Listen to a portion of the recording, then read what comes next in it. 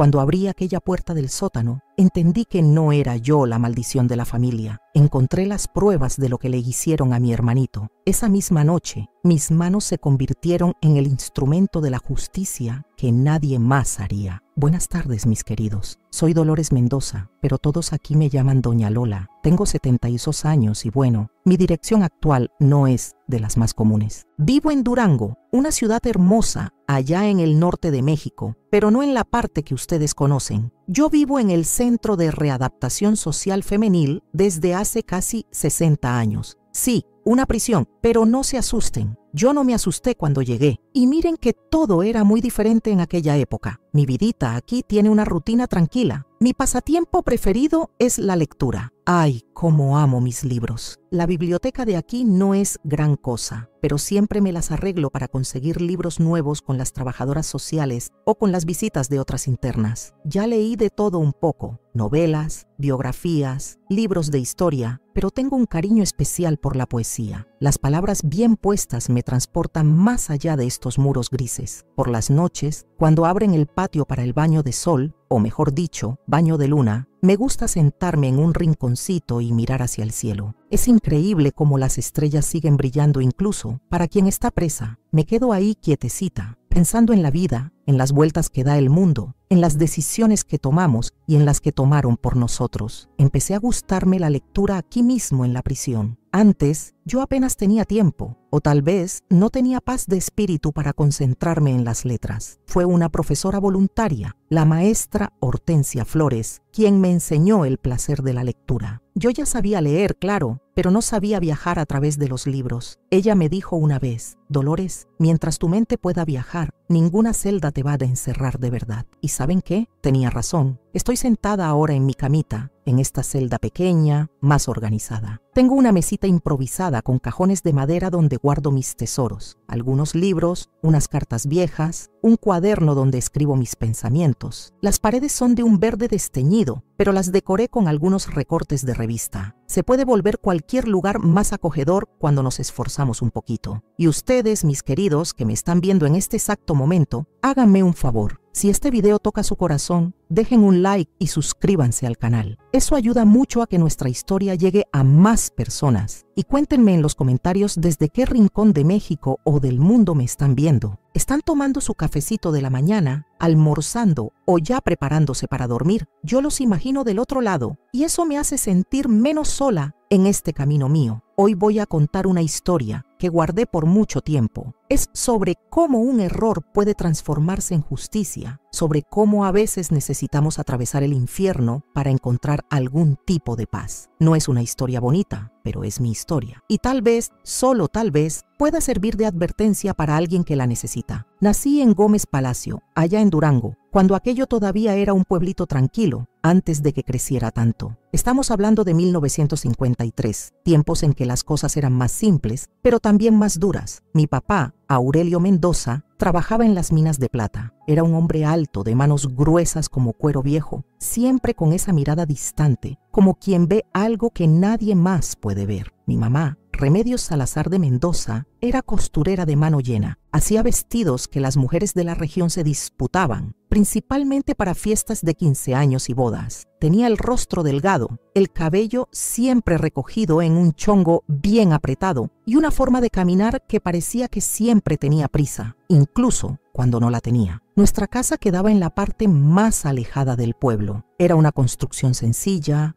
de teja vieja y piso de tierra en el fondo. Teníamos un patio grande con algunas gallinas, un árbol de mango y otro de guayaba que mi papá plantó cuando llegué, para que la niña tenga que comer, decía. Pero esos árboles parecían más decoración que alimento. Nadie en la casa me animaba a agarrar las frutas, como si no fueran para mí. La vida en casa tenía una rutina que no cambiaba mucho. Yo despertaba con los primeros rayos de sol entrando por la ventanita del cuarto que compartía con mi hermano Joaquín, 5 años menor que yo. ¡Ay, Joaquín! Un niño chiquito, de ojos grandes y curiosos, que parecía ver el mundo como un lugar mágico, mientras yo ya había aprendido desde chica que la magia no existía en aquella casa. Antes de ir a la escuela, ayudaba a mi mamá a preparar el desayuno. Después, era la caminata de 20 minutos hasta la escuelita municipal. Me gustaba ese recorrido. Era el único momento del día en que sentía algo parecido a la libertad.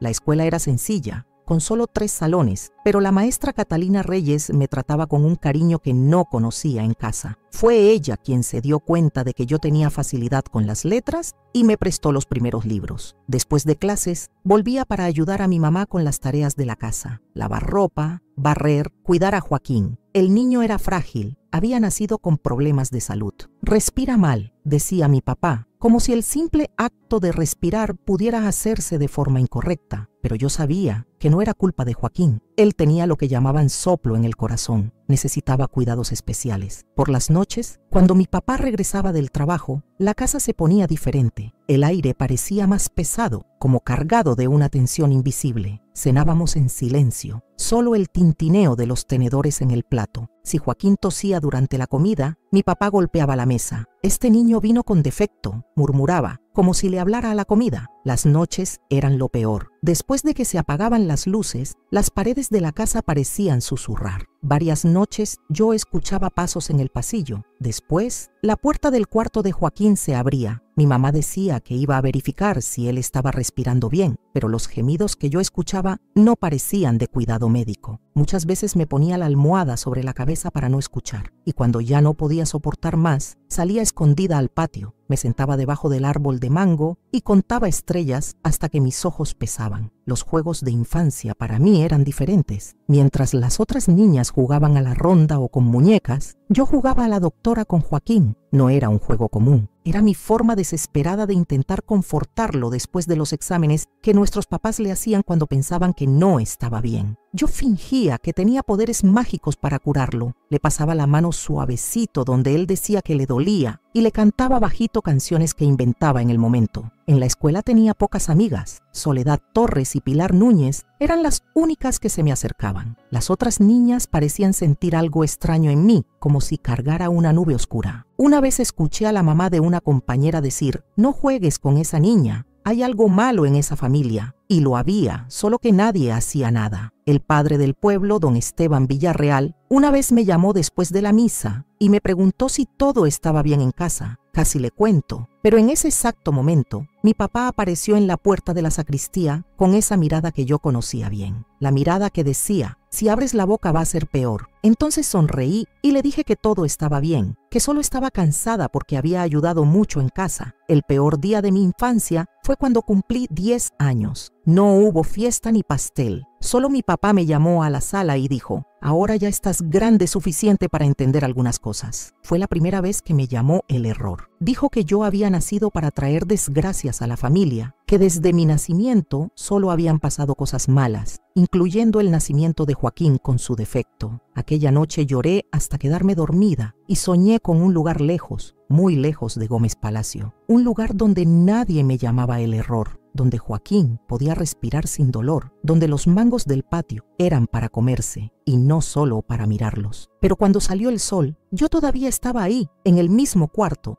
en la misma casa, con el mismo peso sobre los hombros. Y fue así como pasé mi infancia, entre susurros en las paredes, miradas cortantes de mi papá, silencios de mi mamá y la respiración difícil de Joaquín. Cada día era sobrevivir hasta el siguiente. Cada noche era esperar que amaneciera pronto. Y en el fondo de mi corazón, una pregunta que nunca tuve el valor de hacer en voz alta: si yo era el error, ¿por qué parecía que eran ellos los que estaban haciendo todo mal? Lo que no sabía es que esa pregunta tendría una respuesta terrible, escondida en un sótano oscuro, esperando el momento de salir a la luz. Pero eso lo verán en el siguiente bloque de esta historia. Si esta parte de mi vida te removió algo por dentro, déjame un comentario diciéndomelo. Y si quieres saber cómo logré sobrevivir a todo esto, quédate conmigo hasta el final. No olvides suscribirte al canal y activar la campanita para no perderte ninguna parte de esta historia. Fue cuando cumplí 14 años que las cosas empezaron a ponerse aún más extrañas en casa. Joaquín, con sus 9 añitos, estaba cada vez más frágil. El soplo en el corazón parecía empeorar, aunque nunca habíamos visto a un médico de verdad. Mis papás decían que ellos sabían cuidarlo mejor que cualquier doctor del pueblo. Una tarde de julio de 1967, regresé de la escuela y noté un movimiento diferente. Un carro que nunca había visto antes estaba estacionado frente a nuestra casa, cosa rara en Gómez Palacio en aquella época. Era un hombre de traje, conversando en voz baja con mi papá en el portal. Cuando me vio llegando, mi papá hizo un gesto brusco con la mano, mandándome entrar por la puerta de atrás. Obedecí, como siempre hacía. Por la ventana de la cocina, vi que el hombre le entregó un maletín a mi papá. Parecía pesado. Después, los dos se dieron la mano como quien cierra un trato importante. Cuando el carro se fue levantando polvo en el camino de tierra, mi papá entró con esa sonrisa rara en los labios, el tipo de sonrisa que solo aparecía cuando algo le agradaba mucho. ¡Remedios! ¡Llegó lo que necesitábamos!, gritó yendo directo al sótano. Sí, nuestra casa tenía un sótano, un lugar húmedo y oscuro, con una puerta siempre cerrada con llave. Mi papá decía que guardaba herramientas y cosas peligrosas allá, por eso nadie podía entrar. Pero aquella noche, los dos pasaron horas allá abajo. Lo que más me asustó no fue el tiempo que pasaron en el sótano, sino el silencio que vino después. Normalmente por la noche yo escuchaba los gemidos de Joaquín a través de la pared delgada que separaba nuestros cuartos. Aquella noche, nada, un silencio pesado, como si el aire hubiera sido succionado de la casa. A la mañana siguiente, cuando pregunté por Joaquín, mi mamá solo dijo: «Está descansando, mejor no molestarlo». 3 días pasaron así, 3 días sin ver a mi hermano. Yo preguntaba, insistía y siempre recibía la misma respuesta: «Está descansando». Al 4.º día, mientras arreglaba la cocina después del almuerzo, escuché una conversación entre mis papás. Estaban en su cuarto con la puerta entreabierta y no se dieron cuenta de mi presencia en el pasillo. «Creo que no está funcionando, Aurelio», decía mi mamá con voz temblorosa. «Tiene que funcionar. El hombre garantizó que era eso lo que necesitábamos. Pero mira cómo está peor que antes. Es la adaptación. Su cuerpo se está acostumbrando. ¿Y si alguien lo descubre?». La escuela ya está preguntando. Mi papá bajó la voz a un susurro furioso. «Nadie va a descubrir nada. Ya hablé en la escuela que tiene sarampión. Compramos tiempo. Y si sale mal, bueno, la culpa es de ella de todos modos». En ese momento entendí que ella era yo, el error, la causa de todo lo malo, la maldición. Por la noche, después de que mis papás finalmente se durmieron, reuní el valor para ir hasta el cuarto de Joaquín. La puerta estaba cerrada con llave, novedad que me asustó. Pegué el oído a la madera y llamé bajito: «Joaquín, soy yo, Dolores. ¿Estás bien?». Un silencio largo siguió, y entonces, cuando ya iba a desistir, escuché un gemido débil, tan débil que podría ser solo el viento, pero no lo era. Era él. «Me duele, Lola. Me duele mucho», susurró usando el apodo que solo él me ponía. «¿Qué te duele, Joaquín? ¿Qué te hicieron?». «No sé. Hay algo en mi brazo. Y ellos filman». «¿Filman?». Aquello no tenía sentido. ¡Qué película! ¿Por qué filmar a un niño enfermo? Antes de que pudiera preguntar más, escuché pasos en el pasillo. Corrí a mi cuarto y fingí dormir, el corazón latiendo tan fuerte que pensé que iba a explotar. Al día siguiente, durante el desayuno, noté que mi mamá tenía ojeras profundas. Mi papá parecía nervioso, revisando el reloj a cada momento. «Voy a necesitar que vayas directo a casa después de la escuela hoy», me dijo sin mirarme a los ojos. «Tu mamá y yo tenemos que ir a Torreón a buscar unas medicinas para tu hermano. Regresamos mañana». Aquello era extraño. Nunca me habían dejado sola en casa antes, pero asentí, viendo ahí una oportunidad. En la escuela no pude prestar atención a nada. La maestra Catalina hasta me preguntó si estaba todo bien, notando mi distracción. Casi le conté, casi le pedí ayuda, pero las palabras de mi papá resonaban en mi cabeza. La culpa es de ella de todos modos. ¿Y si era verdad? ¿Y si Joaquín estaba sufriendo por mi culpa? Cuando volví a casa, el carro de mis papás ya no estaba. Entré despacio, el silencio pesando como plomo. Fui directo al cuarto de Joaquín, pero la puerta seguía cerrada con llave. Llamé su nombre varias veces, pero no hubo respuesta. Fue entonces cuando lo noté. La puerta del sótano estaba sin llave. Un fino rayo de luz escapaba por la rendija. Mi corazón se aceleró. En todos mis 14 años, nunca había estado en ese sótano. Era prohibido, peligroso. Bajé las escaleras de madera despacio, cada paso haciendo crujir el piso viejo. El olor fue lo primero que noté. Un olor fuerte de productos químicos, mezclado con algo dulce y podrido. La luz venía de un foco débil colgado del techo. El sótano no era grande, pero estaba organizado como una especie de, no sé bien cómo explicar, como un consultorio improvisado. Había una camilla en el centro con correas de cuero en las extremidades. Una mesa con instrumentos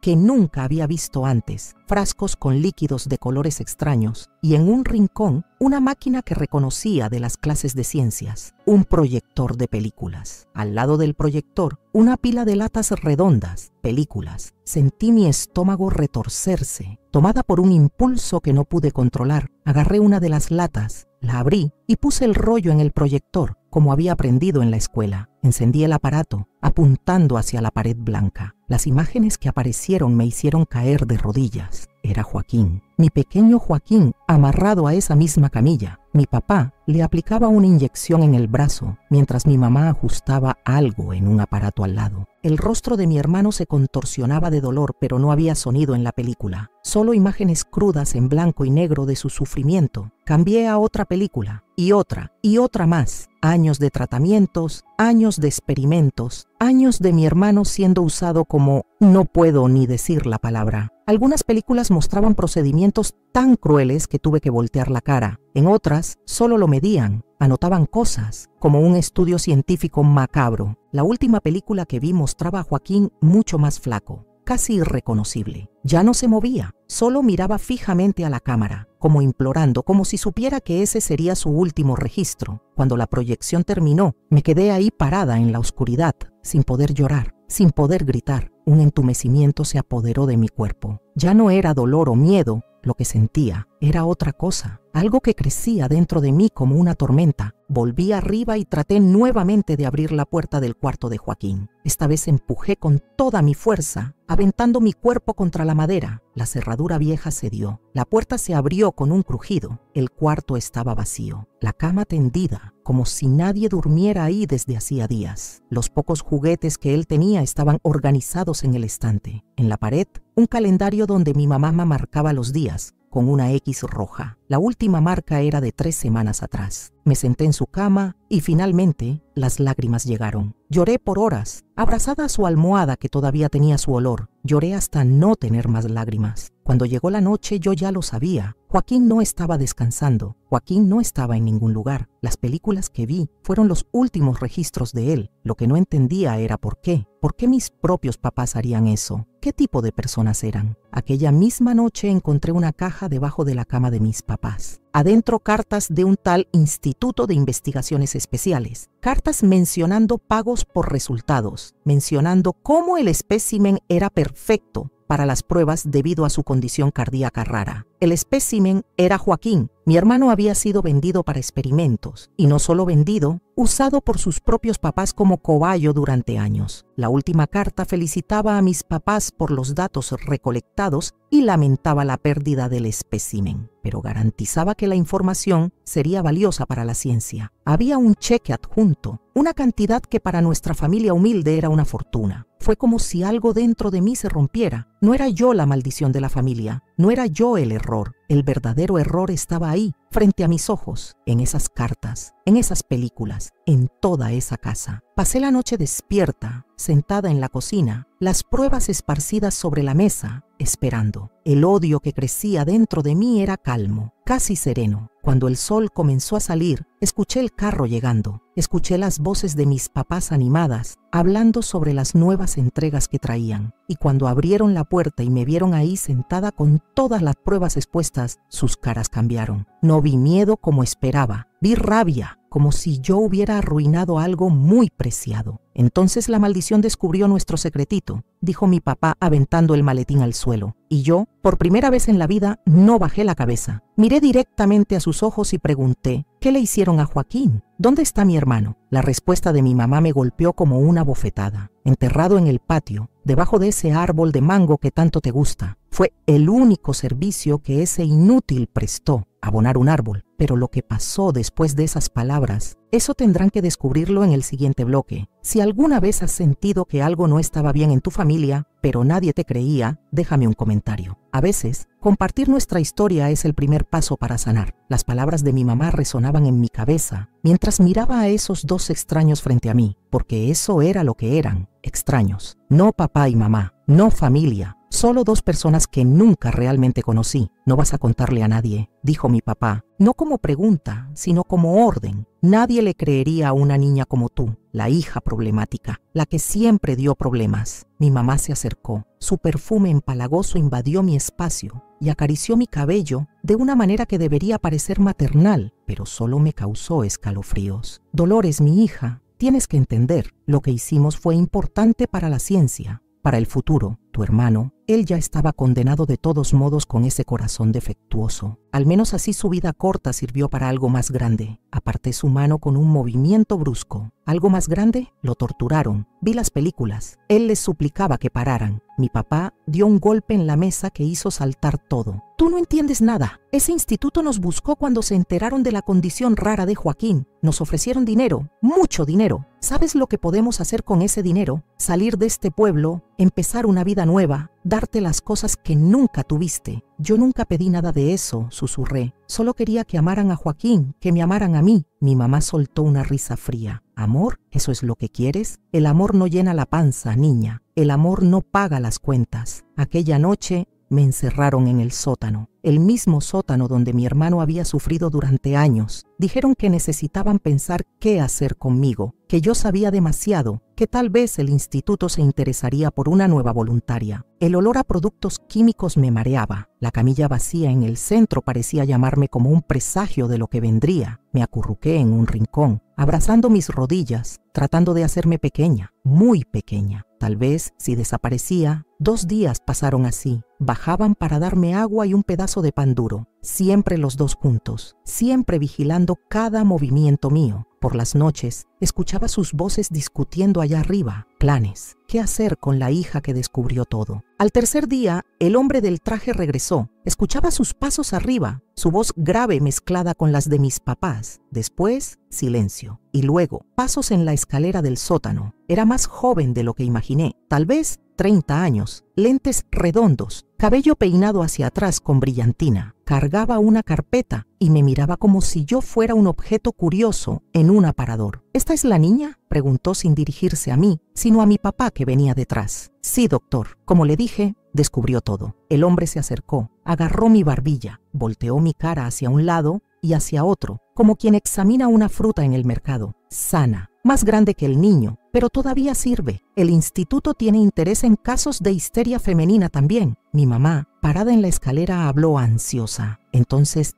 ¿el trato sigue incluso después del incidente con el niño? El hombre ajustó sus lentes. Con algunas modificaciones. Esta necesitará dosificaciones diferentes y necesitaremos documentación firmada como si fuera una internación voluntaria en clínica psiquiátrica para cubrir nuestras bases. Fue entonces cuando lo entendí completamente. Iban a entregarme como hicieron con Joaquín. Yo sería la siguiente voluntaria, la siguiente contribución a la ciencia. El hombre salió prometiendo volver en 2 días con los papeles necesarios. Mis papás volvieron a encerrarme, pero ahora había un brillo diferente en sus ojos. El brillo del dinero, de la codicia. Aquella noche, mientras estaba acostada en el piso frío del sótano, escuché pasos leves en la escalera. La puerta se abrió despacio y vi la silueta de mi mamá. Estaba sola, lo que era poco común. Dolores, llamó bajito. ¿Estás despierta? Me quedé inmóvil, fingiendo dormir. Ella se acercó, se arrodilló a mi lado. Sentí su mano en mi cabello otra vez, ese cariño falso que ahora me daba asco. ¿Sabes?, comenzó, pensando que yo dormía. Yo nunca quise hijos. Tu papá fue quien insistió. Y cuando naciste tan difícil, llorando tanto, pensé que sería la única. Luego vino Joaquín con ese corazón débil. Fue como un castigo. Hizo una pausa larga, pero ahora veo que fue una bendición. El dinero que recibimos por los datos de Joaquín y ahora tú. Vamos a poder empezar de nuevo, lejos de aquí, tal vez hasta en la Ciudad de México. Continuó hablando, más para sí misma que para mí, sobre los planes, sobre cómo usarían el dinero. En ningún momento mencionó culpa o arrepentimiento. En ningún momento sonó como una mamá hablando de su hija. Era como si hablara de mercancía. Cuando finalmente se fue, abrí los ojos y enfrenté la oscuridad. Algo había cambiado dentro de mí. El miedo dio lugar a otra cosa, una determinación fría, una certeza. Yo no sería la siguiente contribución a la ciencia. A la mañana siguiente, cuando mi papá bajó con el café, noté que estaba diferente, más descuidado. Tal vez la certeza de que pronto se desharían de mí lo había dejado demasiado confiado. Dejó la puerta del sótano entreabierta cuando salió. Esperé algunos minutos, escuchando atentamente. La casa estaba silenciosa. Voces venían del cuarto de mis papás. Discutían sobre qué harían con el dinero, tan absortos que no me escucharon. Subí las escaleras despacio, cada escalón crujiendo bajo mis pies. La cocina estaba vacía. Fui hasta el cajón y saqué un cuchillo. No para usarlo, al menos no en ese momento. solo para defenderme si necesitaba. Después, sin hacer ruido, salí por la puerta de atrás. El sol de la mañana me cegó momentáneamente. ¿Cuántos días había pasado en ese sótano oscuro? 3, 4, parecía una eternidad. Mi primer impulso fue correr, huir lo más lejos posible. Pero entonces mis ojos se posaron en el árbol de mango, el mismo árbol bajo el cual me sentaba a contar estrellas. El mismo árbol que, según mi mamá, tenía a mi hermano enterrado debajo. Me acerqué despacio. La tierra alrededor parecía normal, sin señales de haber sido removida. ¿Habrían mentido sobre eso también? En ese momento escuché un grito viniendo de la casa. Habían descubierto que escapé. No había tiempo para investigar el árbol. Necesitaba huir. Corrí hacia la calle sin destino cierto. Solo corrí. El pueblo todavía estaba despertando. Pocas personas en las calles. Una señora barriendo la banqueta me miró con extrañeza. Yo debía estar hecha un desastre, sucia, despeinada, con un cuchillo en la mano. «Niña, ¿estás bien?»,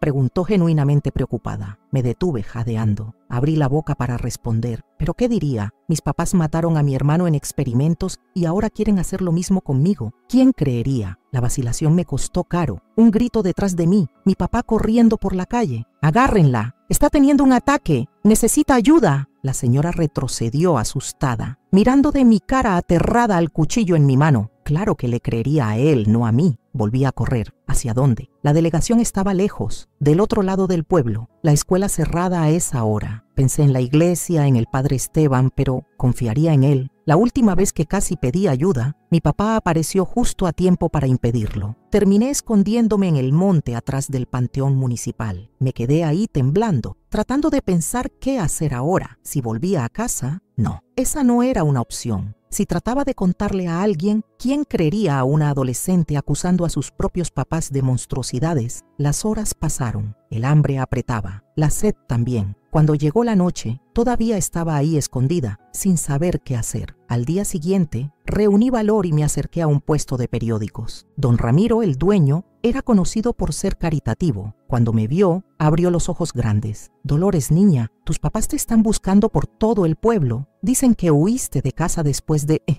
vaciló. «¿Después de qué?», pregunté temiendo la respuesta. «Después de atacarlos con un cuchillo. Dicen que tú, que no estás bien de la cabeza, que desde la muerte de tu hermanito cambiaste». Mi sangre se heló. «¿Muerte de Joaquín? ¿Cuándo fue eso?». «La semana pasada, ¿no? Tu papá dijo que finalmente sucumbió a la enfermedad del corazón. Todo el pueblo está consternado. Y ahora tú así». Me miraba con lástima. Habían creado la historia perfecta. El hijo enfermo que finalmente murió. La hija traumatizada que enloqueció con la pérdida. ¿Quién cuestionaría? «Don Ramiro», intenté, la voz fallando. «No les crea, por favor. Ellos hicieron cosas terribles con Joaquín. Yo vi, tengo pruebas». Don Ramiro me miró con pena. Esa mirada que los adultos les dan a los niños que cuentan historias fantasiosas. «Querida, necesitas ayuda. Deja que te lleve de vuelta a casa. Tus papás están preocupados». «No», grité alejándome. «Ellos van a entregarme al hombre de lentes. Van a hacerme lo que le hicieron a Joaquín». Las personas empezaron a detenerse, mirando,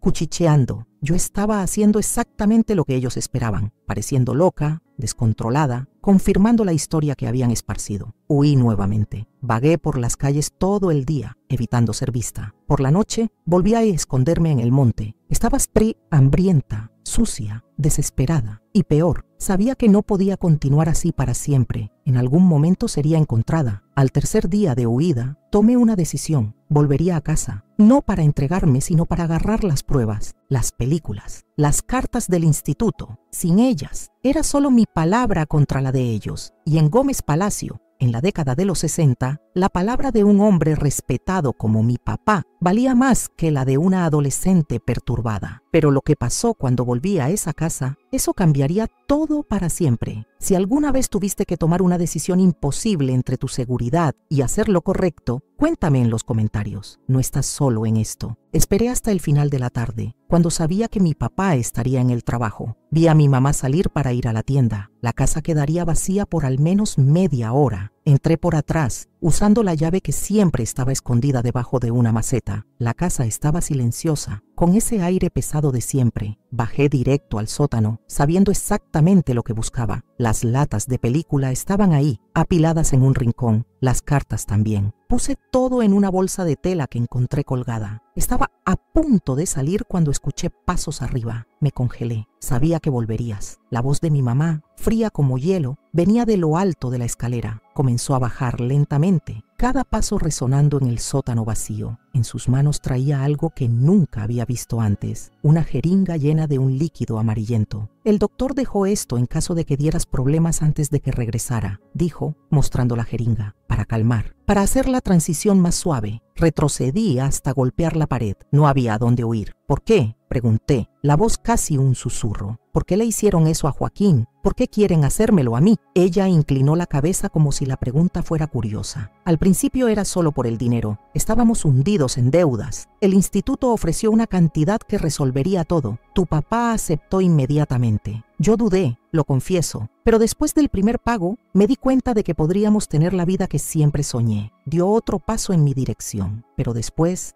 se volvió más que eso. Era fascinante ver los resultados, ver hasta dónde aguanta el cuerpo humano. El doctor decía que estábamos haciendo historia, y ahora conmigo las posibilidades son aún mayores. No eres mi mamá, dije, las lágrimas corriendo por mi cara. Una mamá de verdad nunca haría esto. Algo destelló en sus ojos, rabia, arrepentimiento, pero pronto se fue. Ser mamá fue un error, tú fuiste un error, Joaquín fue un error, pero ahora puedo corregirlo todo. Avanzó con la jeringa. Yo me agaché, la bolsa con las pruebas todavía firme en mis manos. En la desesperación, mis dedos encontraron algo duro y frío en el suelo, uno de los instrumentos metálicos que usaban en los experimentos. Lo que pasó después parece un borrón en mi memoria. Recuerdo el movimiento rápido que hice, el sonido metálico, su grito y después el silencio. Cuando recuperé la conciencia plena, mi mamá estaba caída en el piso del sótano, un instrumento metálico a su lado. Sangre, mucha sangre. Subí las escaleras tambaleándome, todavía agarrando la bolsa con las pruebas. En la cocina vomité todo lo que no tenía en el estómago. Después me senté a la mesa, mirando a la nada, esperando. Sabía que debía huir, correr lo más lejos posible. Pero, ¿hacia dónde? Con 14 años, sin dinero, sin documentos, ¿a dónde iría? Y aunque huyera, ¿quién garantizaba que no harían esto con otros niños? El instituto seguiría buscando voluntarios. Mis papás encontrarían otros especímenes. Mientras esperaba, una certeza crecía dentro de mí. Lo que estaba pasando en esa casa necesitaba parar definitivamente, para siempre. El reloj en la pared de la cocina marcaba las 7 cuando escuché el carro de mi papá estacionándose. El sonido familiar de las llantas en la tierra, de la puerta cerrándose, de los pasos pesados en el portal. No me moví. Continué sentada a la mesa, las pruebas esparcidas frente a mí, las manos manchadas de rojo. Una calma extraña se había apoderado de mí, como si estuviera observando todo desde fuera de mi propio cuerpo. Remedios, ¿dónde estás, mujer? La voz de él resonó por la casa. Después, más bajo, como hablando consigo mismo. ¿Será que agarraron a la niña? Los pasos se acercaron a la cocina. Cuando mi papá apareció en la puerta, su cara pasó rápidamente de la sorpresa a la furia. Sus ojos fueron de mis manos sucias a las latas de película sobre la mesa, después a mi rostro impasible. ¿Qué hiciste?, gruñó avanzando. ¿Dónde está tu mamá? En el sótano, respondí, la voz saliendo demasiado calmada para la situación. Con Joaquín, donde los dos pertenecen. Me agarró del brazo, levantándome de la silla con tanta fuerza que sentí mi hombro crujir. Su aliento a tequila me golpeó la cara cuando gritó. ¿Qué quieres decir con eso? ¿Qué hiciste? No respondí, solo lo miré a los ojos, sin parpadear, sin miedo. Aquello pareció asustarlo más que cualquier palabra. Me soltó como si mi piel quemara y corrió al sótano. El grito que escuché después no parecía humano, era algo primitivo, animal. Después, pasos tropezados subiendo la escalera. Cuando volvió a la cocina, parecía haber envejecido 10 años. La cara pálida, los ojos vidriosos. Tú,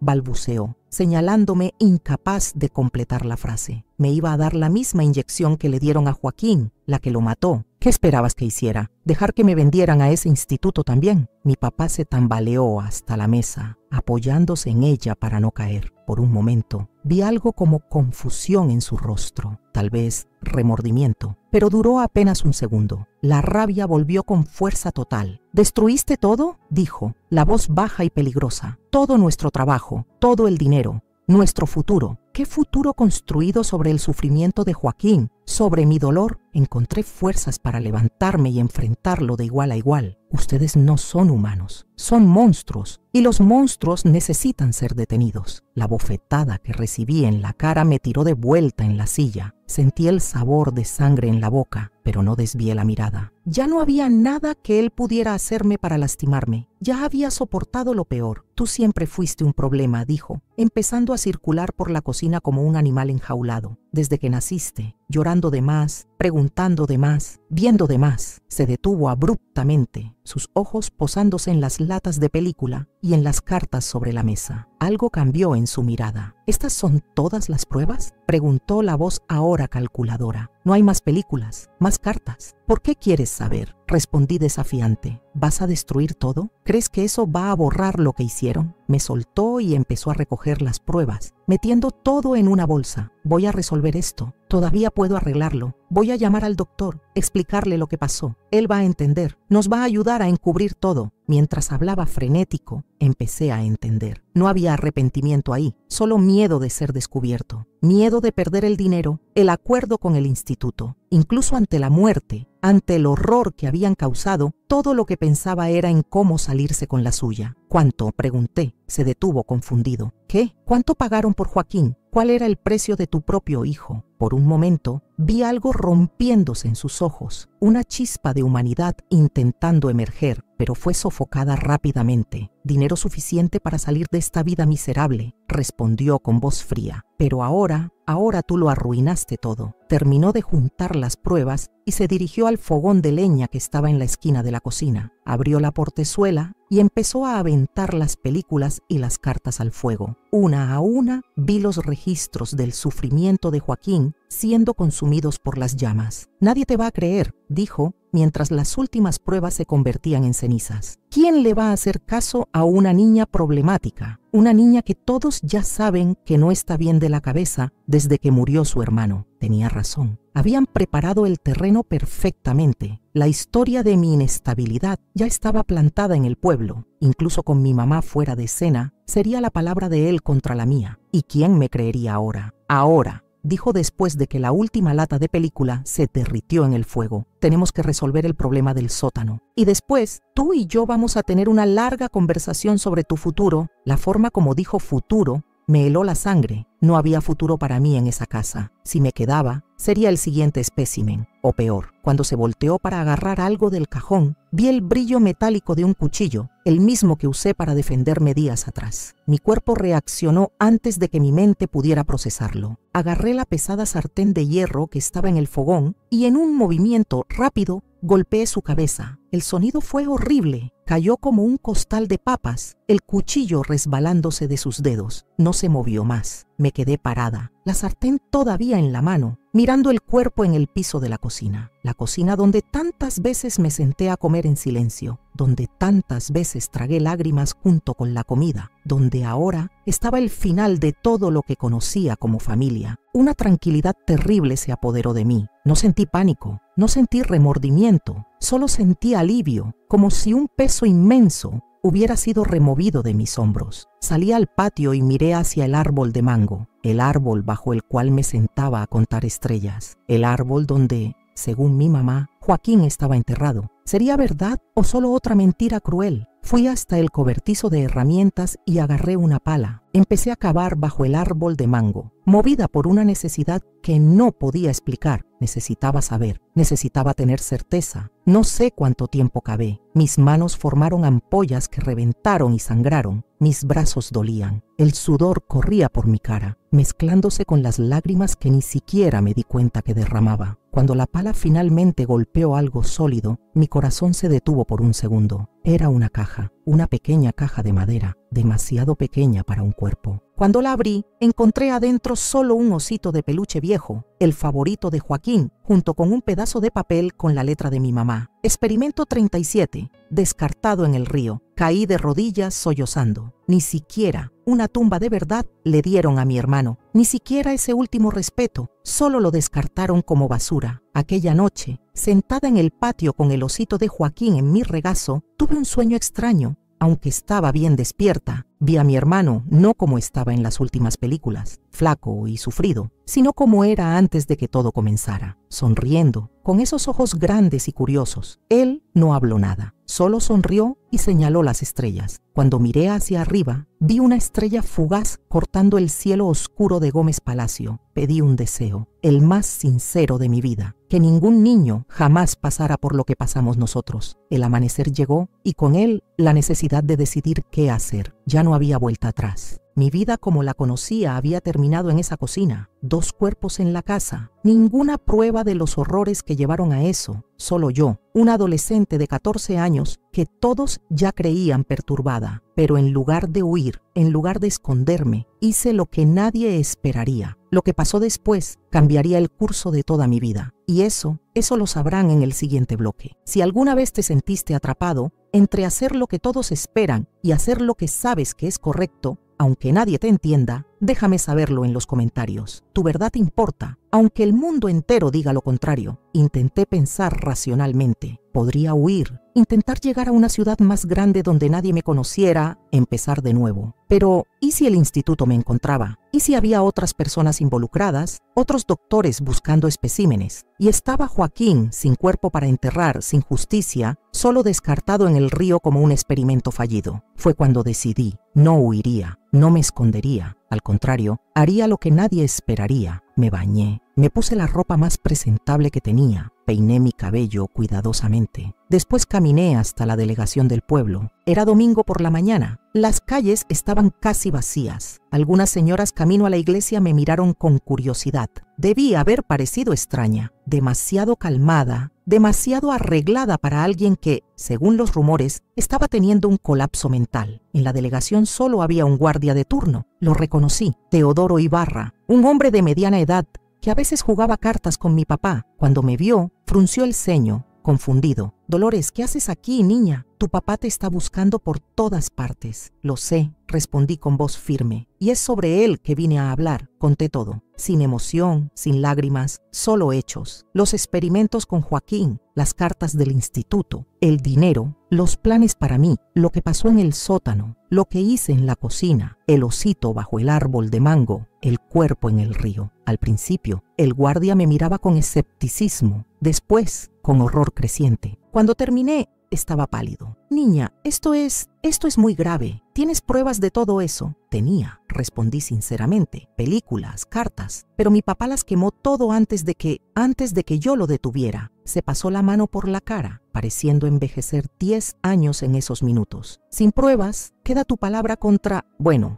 nadie ahora, por lo que entendí. Está el hombre del instituto, sugerí. El doctor de lentes. Él debe saber todo. ¿Y crees que él va a admitir involucramiento en eso? Si es verdad, él es tan culpable como tus papás. Yo ya esperaba eso. Ya sabía que incluso confesando sería difícil probar lo que había pasado. Pero no me importaba. No había venido por la justicia convencional. No necesito que crean en todo, dije finalmente. Solo necesito que vean lo que está allá en la casa. Y después hagan lo que tengan que hacer conmigo. El guardia llamó refuerzos. 1 hora después, nuestra casa estaba rodeada de policías. Encontraron exactamente lo que dije que encontrarían. El cuerpo de mi mamá en el sótano, el cuerpo de mi papá en la cocina, el laboratorio improvisado, la cajita con el osito de Joaquín bajo el árbol de mango. Lo que no encontraron fueron las pruebas de los experimentos, las películas, las cartas. Todo se había convertido en cenizas. Fui llevada a la delegación no como testigo, sino como sospechosa, la principal sospechosa, la hija problemática que mató a sus papás en un acceso de locura después de la muerte del hermano enfermo. Las noticias se esparcieron rápidamente por el pueblo pequeño. Todos hablaban sobre la tragedia de los Mendoza, sobre cómo la hija había enloquecido después de la muerte de su hermano, sobre cómo el instituto psiquiátrico sería el mejor lugar para mí. Pero no fue a un instituto que me llevaron. Fui transferida a una instalación juvenil en Torreón, esperando el juicio. Allá conté mi historia nuevamente y nuevamente a trabajadoras sociales, psicólogos, jueces. Algunos parecieron creer, la mayoría no. Fue durante esas semanas de espera que conocí a la hermana Teresa Campos, una monja que visitaba la instalación juvenil regularmente. A diferencia de otros, ella no venía con juicios ni sermones, solo se sentaba a mi lado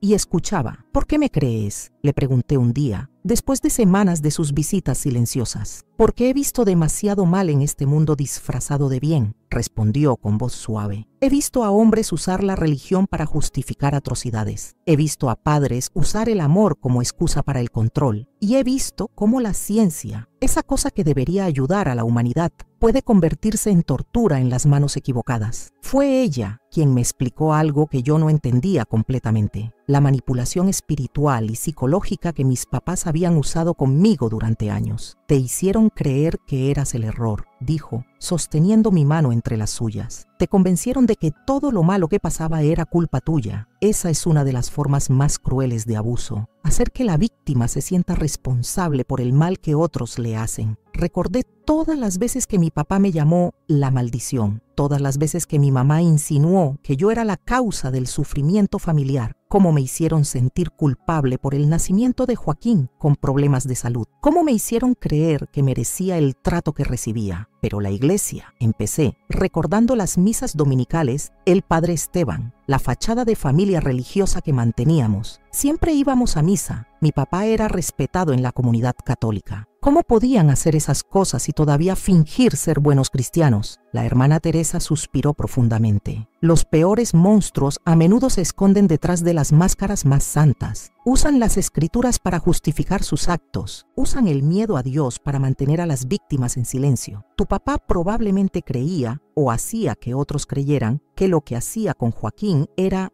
para un bien mayor, para la ciencia, para el progreso de la humanidad». Tenía razón. Recordé cómo mi mamá había dicho exactamente eso, que el sufrimiento de Joaquín había sido para algo más grande. «¿Y el doctor del instituto?», pregunté. «¿Él también era un monstruo disfrazado?». «Peor», respondió la hermana. «Era un monstruo sin disfraz. Al menos tus papás tenían la codicia como motivación, por más horrible que sea. Pero ese hombre, él hacía porque podía, porque tenía el poder y la autoridad que le daba su título de doctor, porque encontró personas desesperadas dispuestas a vender a sus propios hijos. Durante los meses antes del juicio, la hermana Teresa me visitaba regularmente. No predicaba, no intentaba convertirme ni salvarme, solo me ayudaba a entender lo que había pasado. «Hay algo que necesitas saber, Dolores», me dijo un día. «Lo que hiciste aquella noche, defender tu vida, detener a tus papás antes de que te entregaran a ese instituto, no fue un crimen de locura, fue supervivencia». «Pero los maté», susurré, las lágrimas finalmente viniendo. Era la primera vez que lloraba desde que había llegado a esa instalación. «Usé mis propias manos para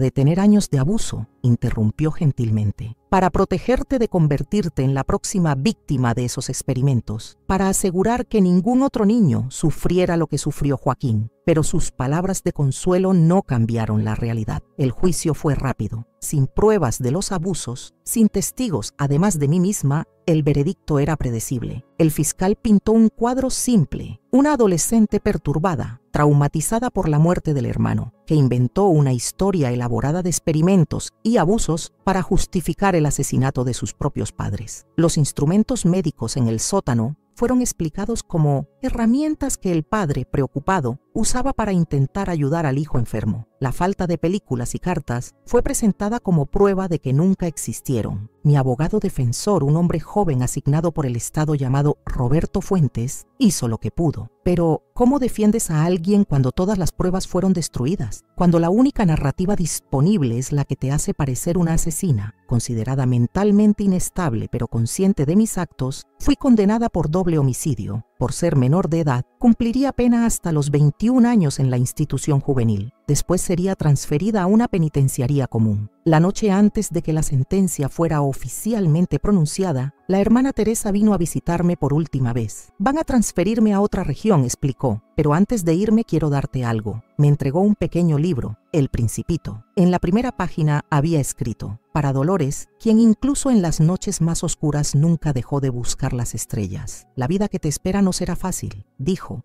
limpiándose una lágrima. «Pero quiero que recuerdes algo. Tú no eres lo que ellos dijeron que eras. No eres el error. No eres la maldición. Eres una sobreviviente. Y las sobrevivientes encuentran maneras de florecer incluso en los lugares más imposibles». Cuando se fue, abrí el libro y leí las primeras páginas. Había una línea que me golpeó con fuerza. Lo esencial es invisible a los ojos. La verdad de lo que había pasado era invisible para todos. Las películas quemadas, las cartas destruidas, el cuerpo de Joaquín descartado estado en el río, todo invisible, todo imposible de probar, pero yo sabía la verdad. Y eso tendría que ser suficiente. Los siguientes meses pasaron en un borrón. La rutina de la institución juvenil, las otras chicas que me evitaban, las guardias que me miraban con una mezcla de miedo y lástima, las sesiones semanales con la psicóloga del estado, quien claramente creía que yo había inventado toda la historia del instituto y los experimentos. Es común que víctimas de trauma severo creen narrativas elaboradas para lidiar con eventos que no pueden procesar, me explicaba la doctora Mariana Solís en una de nuestras sesiones. La muerte de tu hermano, la presión familiar, todo eso pudo haber creado en tu mente una historia alternativa donde tus padres eran los villanos y tú la heroína que tenía que detenerlos. No valía la pena discutir. Aprendí rápido que mientras más insistía en mi versión, más delusional parecía. Así que empecé a sentir, a decir lo que querían escuchar, a jugar el juego. Pero por las noches, cuando cerraba los ojos, veía a Joaquín. No en las películas, no sufriendo, sino como apareció aquella noche bajo las estrellas, sonriendo, señalando el cielo, diciéndome sin palabras que hice lo correcto. Y en los momentos más oscuros, cuando la duda me consumía, cuando me preguntaba si realmente había valido la pena, si no debería simplemente haber huido aquella noche, recordaba la frase de la hermana Teresa: las sobrevivientes encuentran maneras de florecer, incluso en los lugares más imposibles. Todavía no sabía cómo florecería en ese lugar, pero sabía una cosa con certeza: no dejaría que me convirtieran en lo que decían que era. No sería la loca, la asesina, la maldición. Sería algo más, algo que ellos nunca esperarían, pero eso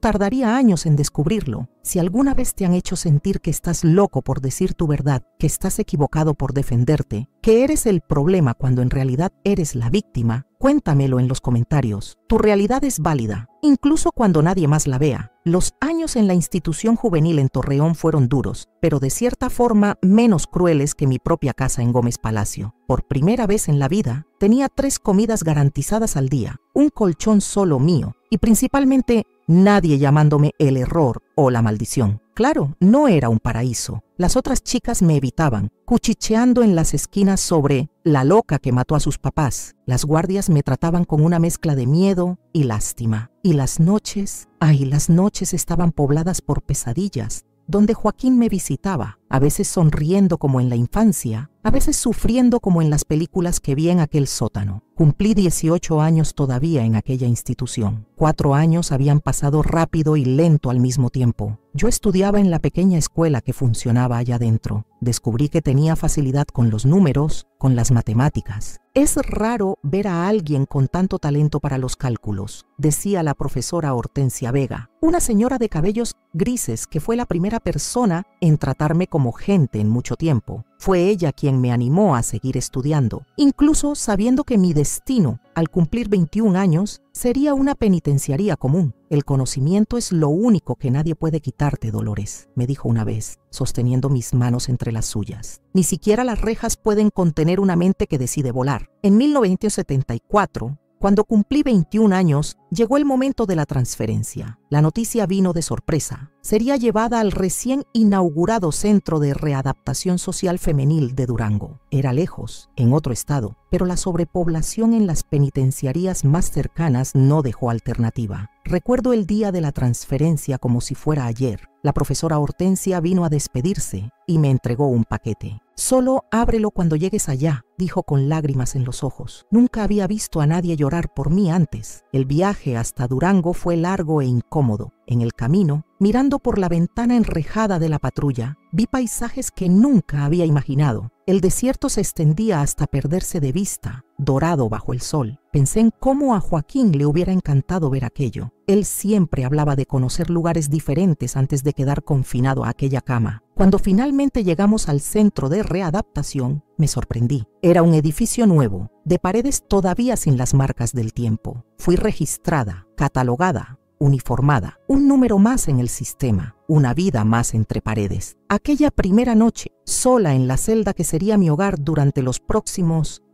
Durante los próximos muchos años, abrí finalmente el paquete de la profesora Hortensia. Era un libro, El Principito. En la primera página había escrito, para Dolores, que incluso en las estrellas más distantes encontrará su camino de vuelta. Fue mi primer libro, el primero de muchos, y fue el inicio de mi salvación. Los primeros meses en el centro fueron un período de adaptación. Aprendí rápidamente las reglas no escritas de la prisión, de quién mandarme, a quién acercarme, a quién evitar. Por suerte mi historia, o al menos la versión que constaba en mis registros, me garantizaba cierto respeto. Nadie se metía mucho con la chica que mató a sus papás. Había una mezcla de miedo y una extraña admiración. Fue en ese período que conocí a Soledad Morales, una reclusa más vieja que cumplía condena por haber envenenado a su marido. Él golpeaba a mis hijos, me contó una noche, mientras compartíamos un cigarro de contrabando. Intenté denunciar, huir, separarme, nada funcionó. Entonces un día, mezclé raticida en su café. No me arrepiento ni tantito. Soledad se convirtió en mi primera amiga de verdad. Tenía casi 40 años cuando nos conocimos, cabellos ya grises en las sienes, manos callosas de quien trabajó duro toda la vida. Tenía una manera maternal, aunque era dura cuando necesitaba. Tal vez vio en mí a la hija que dejó atrás. Tal vez yo vi en ella a la mamá que nunca tuve. Fue ella quien me enseñó a sobrevivir en la prisión, a hacer artesanías con materiales simples para ganar algunos pesos, a negociar pequeños favores, a mantener la dignidad incluso usando uniforme. El secreto no es intentar escapar de estas paredes, decía, sino construir un mundo dentro de ellas. Los años pasaron. Mi vida se estableció en una rutina predecible. Despertar con el toque de Diana, trabajar en la lavandería de la prisión, almorzar, volver al trabajo, cenar, 1 hora de patio,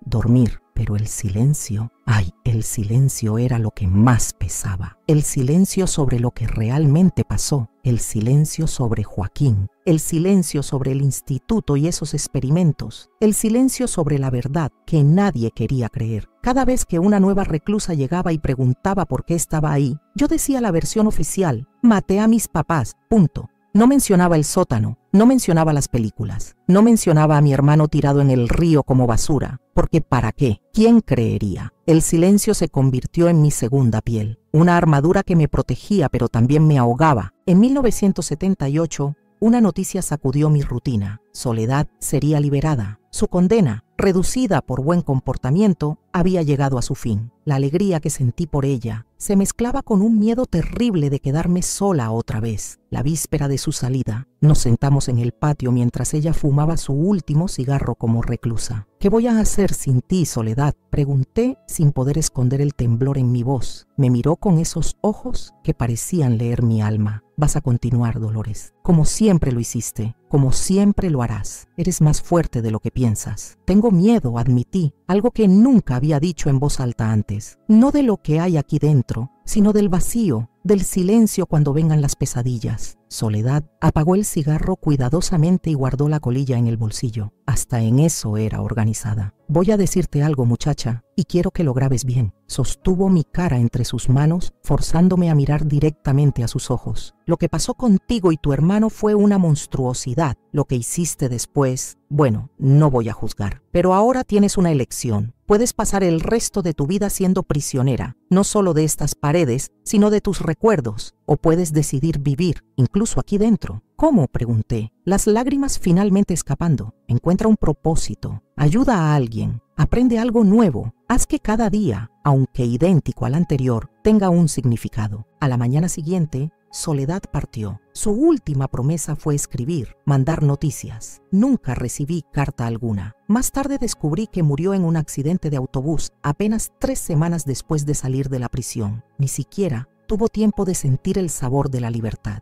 Esa pérdida me tiró a un pozo oscuro. Por semanas, apenas salía de la cama, apenas comía. Las pesadillas con Joaquín volvieron con fuerza total, ahora acompañadas por visiones de soledad.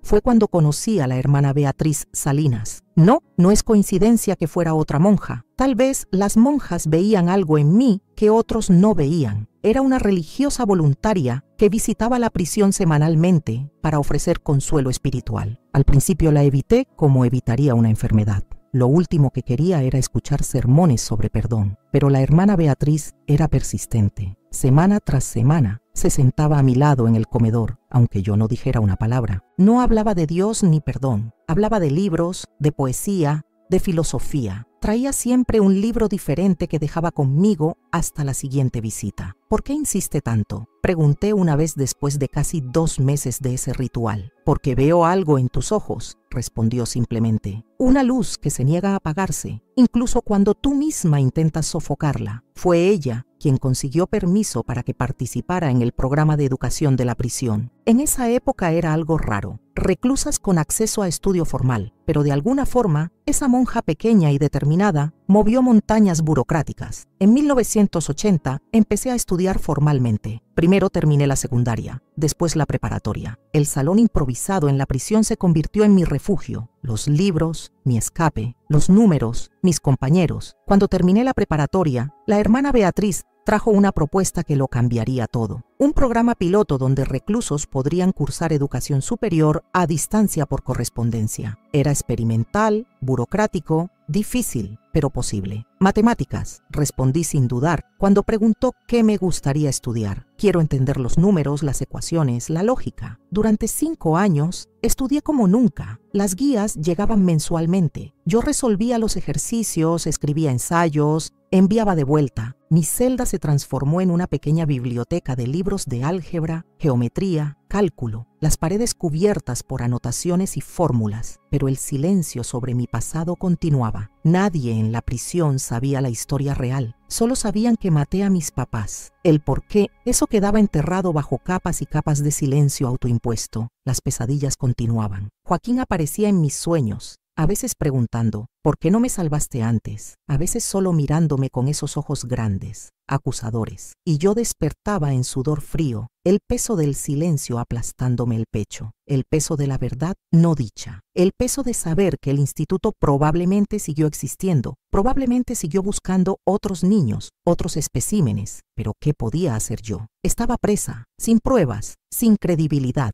Solo una mujer que todos creían loca, que había inventado una historia elaborada para justificar sus crímenes. El silencio me protegía, pero también me consumía. En 1987, a los 34 años y con casi la mitad de mi vida pasada tras las rejas, recibí mi diploma de licenciatura en matemáticas. No hubo ceremonia, ni toga, ni fiesta, solo un papel que llegó por correo y la hermana Beatriz con su sonrisa serena. ¿Y ahora?, pregunté, sosteniendo el diploma como si fuera algo frágil y precioso. Ahora enseñas, respondió como si fuera obvio. Y así comenzó la tercera fase de mi vida en prisión. Con autorización de la dirección, inicié un programa de alfabetización para las reclusas. Al principio eran solo 3 alumnas, temerosas y desconfiadas. En un año, más de la mitad de la población carcelaria femenina de Durango pasaba al menos 1 hora por semana en mi salón improvisado. Enseñé a mujeres de todas las edades a leer, escribir, calcular, mujeres que nunca tuvieron oportunidad de estudiar, mujeres que, como yo, habían cometido errores, algunos terribles, otros apenas resultado de vidas sin opciones. Y en ese proceso de enseñar, algo extraño pasó. El silencio empezó a pesar menos, no porque hablara de mi pasado, sino porque encontré una forma de dar significado a mi presente. Cada mujer que aprendía a escribir su nombre era una pequeña victoria contra el silencio. Cada mujer que aprendía a leer una carta de su familia era una pequeña rebelión contra la oscuridad que intentaba consumirme. El silencio sobre Joaquín continuaba. El silencio sobre el instituto continuaba. El silencio sobre la verdad continuaba. Pero ya no era un silencio vacío. Era un silencio lleno de propósito. Un silencio que protegía no solo a mí, sino a todas esas mujeres que ahora dependían de mí. Y por primera vez en décadas, el peso del silencio se sentía un poco más liviano. Si has cargado un secreto tan pesado que sientes que te va a ahogar, si has tenido que elegir entre tu verdad y tu supervivencia, compártelo en los comentarios. A veces, saber que no estamos solos en nuestro silencio es lo que nos permite seguir respirando. En 1990, la hermana Beatriz enfermó. Leucemia, dijeron los doctores. Ella continuó visitando la prisión incluso durante el tratamiento, cada vez más frágil, el hábito negro realzando la palidez de su piel. En su última visita, me trajo un regalo, una edición antigua de El Principito, para sustituir el ejemplar desgastado que la profesora Hortensia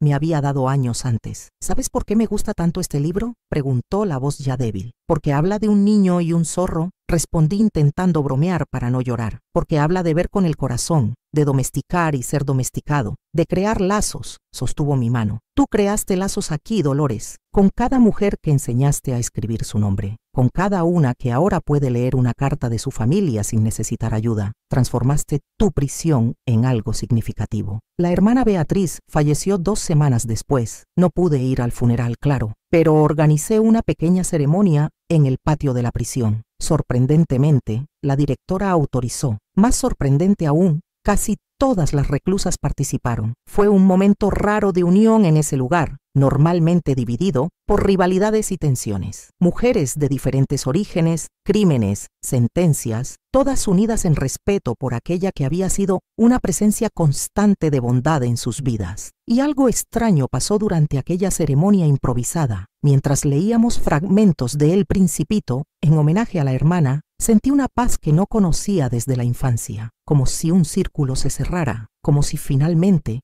encontrara un propósito. Aquella noche, por primera vez en años, soñé con Joaquín, no como en los recuerdos terribles de las películas, ni como el niño asustado que gemía de dolor. Soñé con él adulto, sonriendo, en paz. Hiciste la diferencia, Lola, me dijo en el sueño, usando el apodo que solo él me ponía. No para mí, es demasiado tarde para eso, pero para ellas, para todas ellas. Desperté con lágrimas en la cara, pero no eran de tristeza. Por primera vez, lloraba de alivio. Los años siguientes trajeron cambios al sistema penitenciario, nuevos derechos, nuevas posibilidades. El programa de educación que comencé informalmente fue oficializado. Ganamos un salón propio, materiales, reconocimiento. En 1995 recibí una propuesta inesperada, la oportunidad de cursar una especialización en educación matemática, todavía dentro del sistema. Acepté inmediatamente, más algunos años de estudio intenso, más conocimiento acumulado dentro de aquellas paredes grises. Fue durante ese periodo que algo que nunca esperé sucedió. Una de mis alumnas, una mujer joven llamada Pilar Hernández, que cumplía condena por robo, me confió algo que me heló la sangre. Doña Lola, me dijo un día después de clase, la voz temblorosa. Necesito contarle algo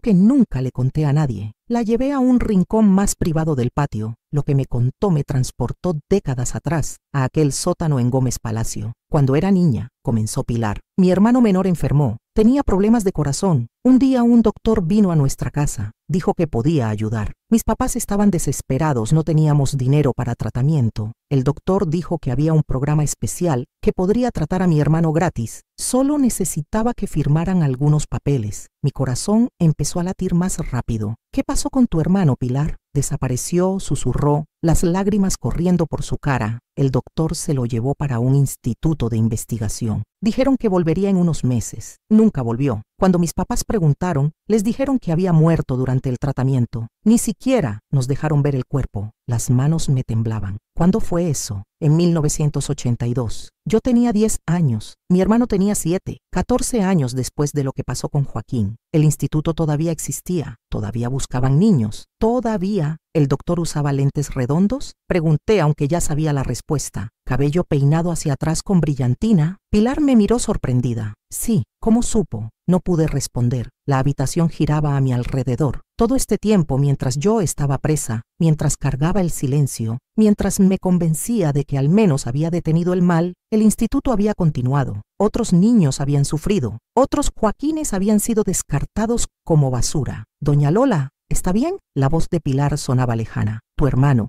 logré decir. ¿Cómo se llamaba? Manuel Hernández. Otro nombre para añadir a la lista de víctimas. Otra familia destruida. Otra niña cargando un peso que nunca debió cargar. ¿Por qué me cuenta esto ahora, Pilar? Porque ayer recibí una carta de mi mamá, respondió, sacando un papel arrugado del bolsillo. Dice que mi hermana menor tuvo un bebé hace 6 meses, un bebé con problemas de corazón, y que apareció un doctor ofreciendo ayuda gratuita. El mismo doctor, doña Lola. Después de todos estos años, el mismo maldito doctor. Sentí como si me hubieran golpeado en el estómago. No solo el instituto había continuado, sino que ahora estaban buscando a la siguiente generación. La sobrina de Pilar, un bebé inocente, Esa noche no pude dormir. El peso del silencio que había cargado durante décadas ahora se sentía insoportable. No era solo mi silencio, era el silencio de todas las familias que habían perdido hijos, el silencio de todos los niños que nunca tuvieron voz. Y lo peor, ahora sabía que había otro niño en peligro, un bebé. Y yo estaba aquí, presa, sin poder hacer nada. Las pesadillas volvieron con fuerza renovada. Pero ahora no era solo Joaquín quien me visitaba, era Manuel, era el bebé de la sobrina de Pilar. Era un desfile infinito de niños, todos mirándome con ojos acusadores, todos preguntando, ¿por qué no nos salvaste? Durante días no pude enseñar, no pude comer,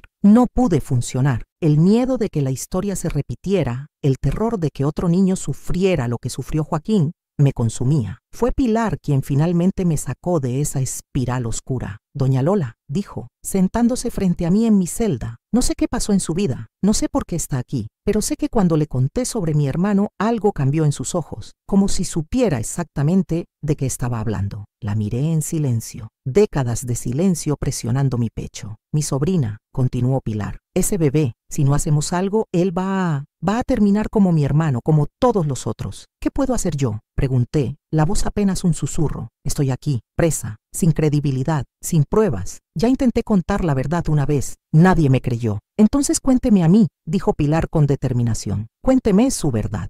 Y después encontraremos una manera de proteger a mi sobrina, juntas. Y por primera vez en casi 30 años, rompí el silencio. Le conté todo a Pilar, Joaquín, el sótano, las películas, el instituto, mis papás, lo que hice aquella noche, las pruebas quemadas, el juicio, el silencio que cargué todos estos años. Cuando terminé, Pilar estaba llorando, pero no de horror hacia mí. Lloraba porque finalmente entendía, finalmente alguien entendía. No estaba loca, susurró, todo era verdad. Y ese doctor ha estado haciendo esto por décadas. Sí, respondí. Y yo maté a mis papás, Pilar. Los maté con mis propias manos. Eso también es verdad. Para protegerse, dijo firmemente, para detenerlos. Y ahora necesitamos encontrar una manera de detener a ese doctor, de proteger a mi sobrina, a todos los otros niños. Pero ¿cómo? Yo estaba presa, ella estaba presa. No teníamos recursos, no teníamos poder, no teníamos nada excepto la verdad que nadie quería escuchar. Durante las siguientes semanas, Pilar y yo trabajamos en un plan. Ella escribió a su familia, advirtiéndoles sobre el doctor, rogándoles que no entregaran al bebé. Yo escribí todo lo que recordaba sobre el instituto,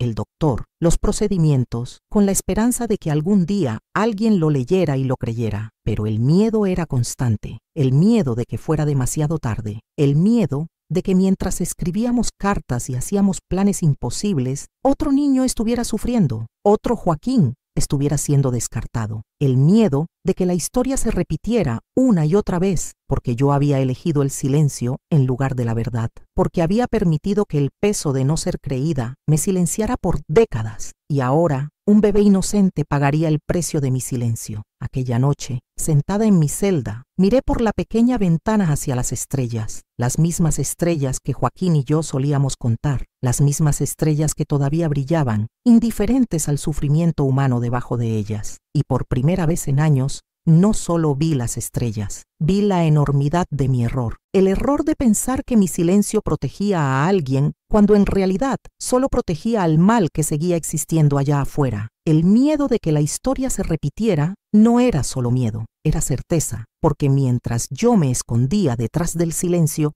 el monstruo seguía cazando y ahora otro niño estaba en su mira. Si alguna vez has tenido que elegir entre tu propia paz y la seguridad de otros, si has cargado el peso de saber que tu silencio podría estar costando vidas, háblame en los comentarios, porque ese es el peso más cruel de todos, el peso de las vidas que no pudimos salvar. Cuando cumplí 50 años en 2003, ya era una figura respetada dentro del Centro de Readaptación Social Femenil de Durango, no solo por las reclusas, que me llamaban profesora o cariñosamente Doña Lola, sino también por la administración. Fue en ese periodo que una nueva directora asumió el comando de la institución. Patricia Rojas, una mujer severa pero justa, con nuevas ideas sobre readaptación social y derechos humanos. Una mañana de abril fui llamada a su oficina, algo raro y normalmente no muy bueno. Dolores Mendoza, dijo, consultando mi grueso expediente. Presa desde 1968 por doble homicidio, sin incidentes disciplinarios en toda su permanencia. Esto es extraordinario. Intento comportarme, respondí con una leve sonrisa. Veo aquí que prácticamente creó el programa educacional de esta institución, que tiene formación superior, que ya ayudó a cientos de mujeres. Hizo una pausa. Tengo una propuesta para usted. El Estado está implementando un programa de revisión de condenas para casos antiguos. Considerando su historial ejemplar, podría ser elegible para progresión de régimen. Tal vez hasta libertad condicional. El mundo se detuvo. ¿Libertad?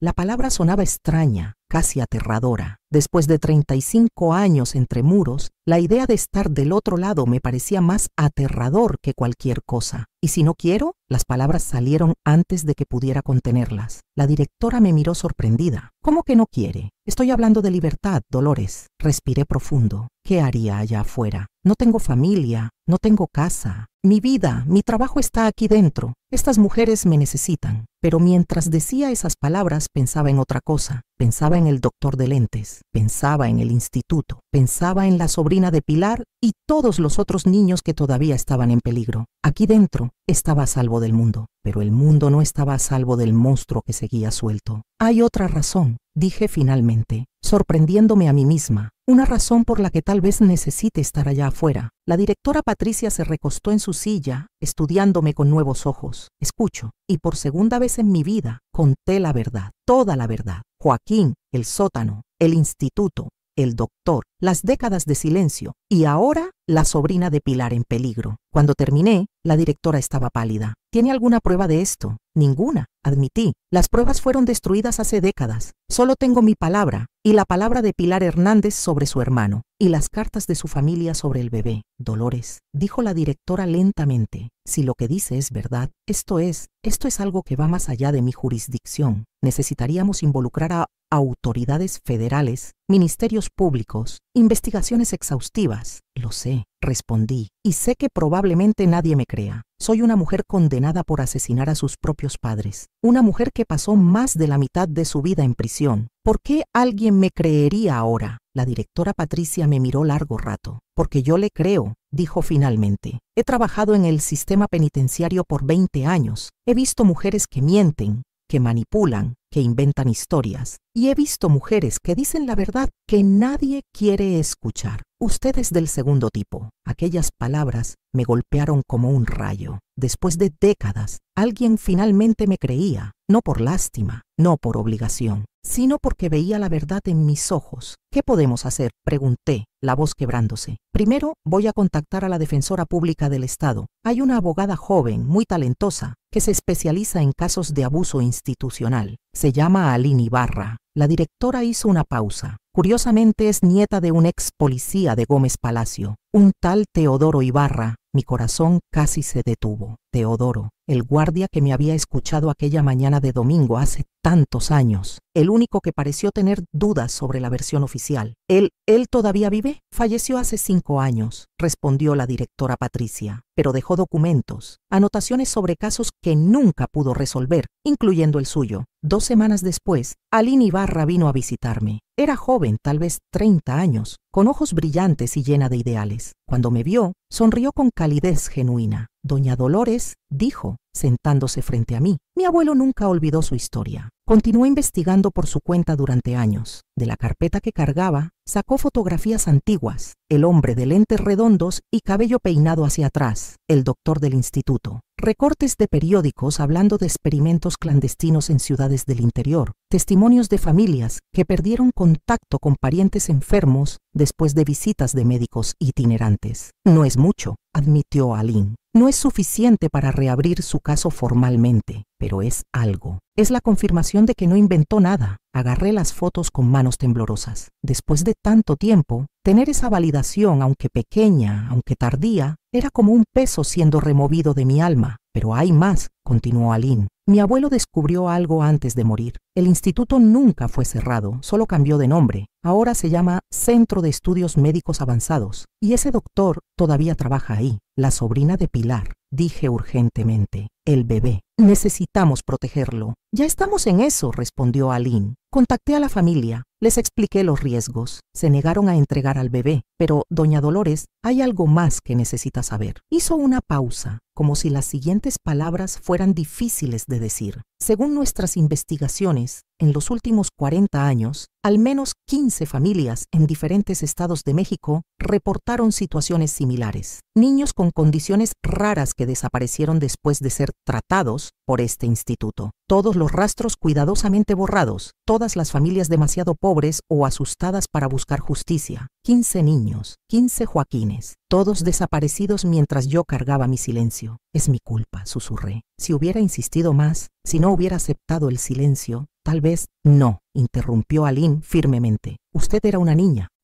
que hizo lo que pudo con los recursos que tenía, una niña que nadie protegió, que nadie creyó. La culpa es del sistema que permitió que esto continuara, de las autoridades que no investigaron, del instituto que sigue operando impunemente. ¿Qué podemos hacer ahora?, pregunté. Vamos a construir un caso, respondió Aline con determinación, con su testimonio, con el de Pilar, con las anotaciones de mi abuelo, con los reportes de las otras familias. Va a ser difícil, va a tomar tiempo, pero vamos a exponer a ese instituto, vamos a detener a ese doctor. ¿Y yo?, pregunté. ¿Qué pasa con mi condena? Eso es más complicado, admitió Aline. Su condena fue por homicidio, aunque las circunstancias fueran extremas, aunque fuera defensa propia. Legalmente, es complicado, pero hay algo que podemos intentar. Una revisión de sentencia basada en nuevas evidencias. Si probamos que el instituto existía, que los experimentos eran reales, que usted actuó para protegerse de convertirse en la siguiente víctima. No me importa mi sentencia, interrumpí. Ya pasé 35 años aquí. Algunos años más o menos no cambian nada. Lo que importa es detenerlos, proteger a los niños que todavía pueden ser salvados. Aline me miró con algo parecido a admiración. Mi abuelo tenía razón sobre usted. Dijo que era la persona más valiente que había conocido, que había elegido la justicia incluso cuando le costó todo. Durante los siguientes meses, trabajamos incansablemente. Aline traía documentos, testimonios, evidencias. Yo escribía todo lo que recordaba, cada detalle del sótano, cada imagen de las películas, cada palabra de las cartas. Pilar también dio su testimonio, y lentamente otras mujeres en la prisión empezaron a compartir sus historias. Una había perdido una prima en circunstancias similares. Otra había escuchado rumores sobre un instituto que compraba niños enfermos. La red era más grande de lo que imaginábamos, y nosotras, un grupo de mujeres presas, estábamos desenredándola hilo por hilo. En 2005, finalmente teníamos suficiente para presentar una denuncia formal, no solo contra el doctor, sino contra toda la estructura del instituto, contra décadas de impunidad. El día que Aline presentó el caso ante el Ministerio Público Federal, todas las mujeres en la prisión que habían ayudado en la investigación nos reunimos en el patio. No dijimos nada, solo nos tomamos de las manos y miramos al cielo. Por primera vez en mi vida, el silencio no pesaba. Era un silencio de esperanza, de posibilidad, de justicia que tal vez, solo tal vez, finalmente llegaría. Pero sabíamos que la batalla apenas comenzaba. El instituto tenía poder, dinero, conexiones. Y nosotras éramos solo un grupo de mujeres que la sociedad había desechado hace mucho tiempo. Sin embargo, teníamos algo que ellos nunca tendrían: la verdad.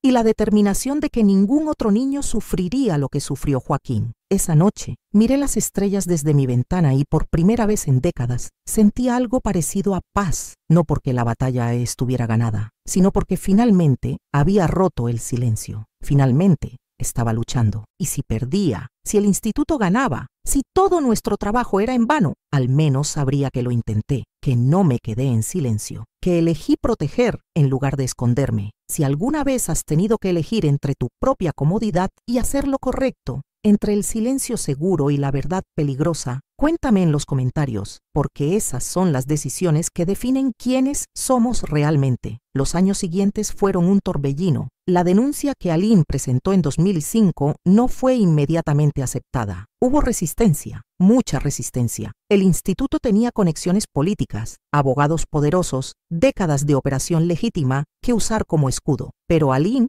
era persistente. Y nosotras también. En 2007, finalmente conseguimos algo que cambiaría todo. Un testigo clave. Un ex empleado del instituto. Un hombre llamado Gabriel Cortés, que había trabajado como asistente de laboratorio durante los años 80 y 90. Su conciencia, después de tantos años, finalmente lo venció. Gabriel confirmó todo: los experimentos, los niños, las familias pagadas o engañadas, los cuerpos descartados, todo. Con su testimonio el caso finalmente ganó tracción. Las autoridades federales no podían ignorarlo más. En 2008, el Centro de Estudios Médicos Avanzados fue clausurado. 15 personas fueron arrestadas, incluyendo el doctor de lentes redondos, que ahora tenía casi 70 años, pero todavía dirigía las operaciones. El día que recibí la noticia del arresto no sentí triunfo, sentí algo más complejo. Alivio, sí, pero también una tristeza profunda por todo el tiempo perdido, por todos los niños que no pudimos salvar a tiempo. Pilar lloró cuando le conté. Mi hermano Manuel, dijo entre sollozos, finalmente va a tener justicia. Todos ellos la tendrán, respondí sosteniendo su mano. Joaquín, Manuel, los otros 15 y todos los futuros niños que ahora estarán a salvo. El juicio contra el instituto y sus miembros comenzó en 2009. Fue mediático, largo,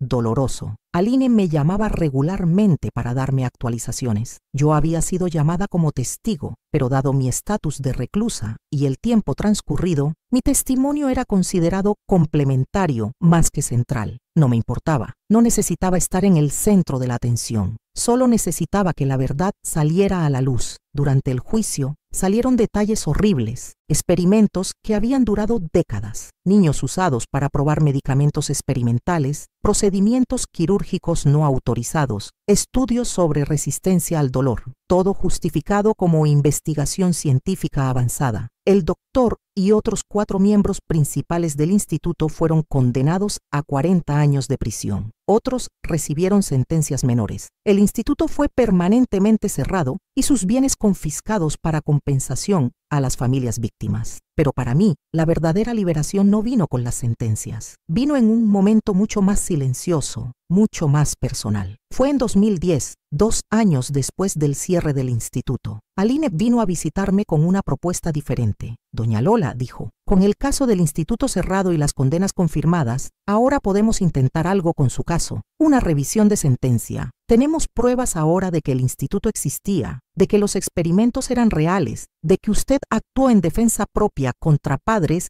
que planeaban entregarla a esos monstruos. ¿Qué significaría eso?, pregunté. Posiblemente una reducción significativa de su sentencia. Tal vez incluso liberación inmediata por tiempo cumplido y circunstancias atenuantes. Después de 42 años presa, doña Lola podría finalmente ser libre. Miré por la ventana de la sala de visitas hacia el patio donde había enseñado a tantas mujeres, hacia la biblioteca que había ayudado a construir, hacia las paredes que se habían convertido en mi hogar. ¿Puedo pensarlo?, pregunté. Aline pareció sorprendida, pero asintió. Claro, tómese el tiempo que necesite. Esa noche hablé con las mujeres del programa educativo. Les conté sobre la posibilidad de libertad. Sus reacciones me sorprendieron. Doña Lola tiene que aceptar, dijo una joven llamada Mercedes, que había aprendido a leer conmigo. Usted merece ser libre. ¿Pero qué pasará con nosotras?, preguntó otra Guadalupe. ¿Quién nos va a enseñar? El programa está oficializado ahora, respondí. Vendrán otros profesores, estarán bien. Pero la verdad era más complicada que eso. Después de 42 años, la prisión no era solo mi castigo, era mi identidad. Era donde había encontrado propósito. Era donde me había redimido,